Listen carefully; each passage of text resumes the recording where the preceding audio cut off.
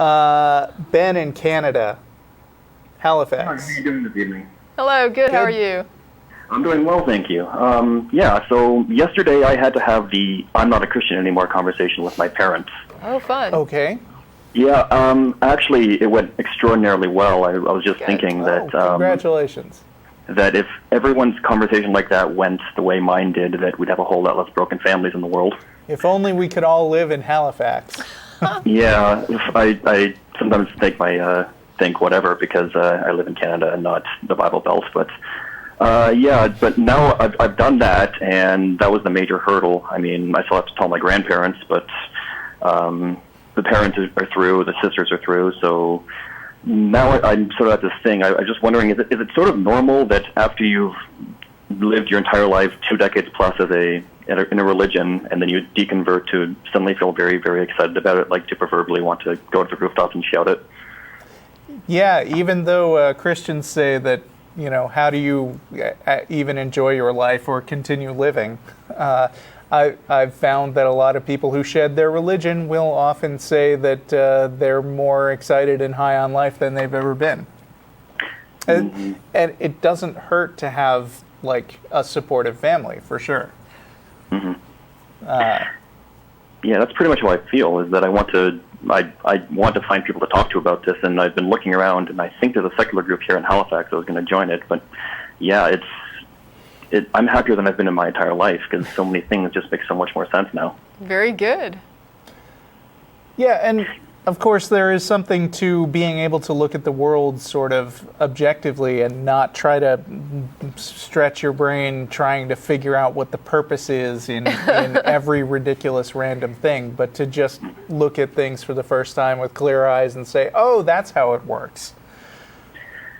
Yeah, it also sort of cleared up moral issues too. Like, there were things that I didn't feel right about on my own. Like, when I was raised in a Christian school, and when I was in grade 11, we had to take a introduction to psychology, anthropology, sociology course, and the teacher, who was far right Christian, hardcore doctrine, whatever, set aside a period in time where we were going to write the Prime Minister of Canada to ask him not to redefine marriage to include gay people. There you go. What? This was in class, and I didn't feel right doing it. But I couldn't bring myself to say that, because all the authority figures I ever knew said that no, this is what we need to do. Yes. This is what the government is doing is incorrect, and I could never reconcile that until now. And now I don't have any such compunctions to side with the authority figures. Yeah, I mean, atheists still believe in right and wrong. It's just that once you get rid of some of the arbitrary rules that God supposedly laid out in the Old Testament, you realize there's no reason to go for things like not permitting same-sex couples to marry. I mean, there just isn't any other reason, despite what Charlie Checkham would say. Oh my gosh. Yeah.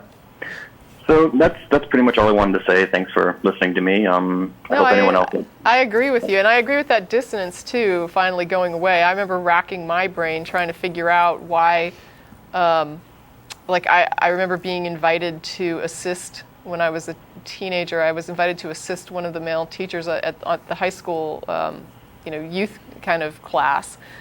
And I was very excited about it, of course. I was Christian at the time, and I was just oh, this is great. I'm going to get to assist with the class. And I was told, oh, wait, we realized one of the males in the class is baptized, which makes him a male Christian, which means that you cannot exercise authority, so you cannot be the assistant teacher.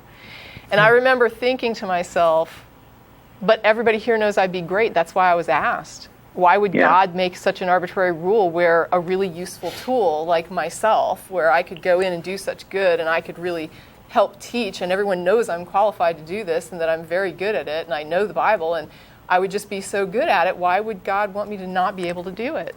It didn't make any sense to me. It was like Russell's saying, it was so arbitrary to say that here's a person that would be so excellent in this position, but she doesn't have a penis, so no. I was like, this just doesn't seem like a all-knowing God rule. It seems like a really not too bright rule. It seems like a very Bronze Age rule. Yeah, but I mean, not a smart rule, because you're cutting off some of your best resources at the knees and saying we can't utilize you. And I'm like, that's really not best for the group, is it? That's not best for the religion. It can't be best for spreading the word of God to keep me shut down that way. Yeah, it didn't make I know. sense. Even from my religious perspective, it made no sense. And yet I had to sit there and look at these verses and, and say, how do I make sense of this? What am I not understanding? And I think that's the main thing too. That's the most painful part of it from a Christian perspective, is that when you're confronted with this, you don't trust yourself. You think, what am I not understanding?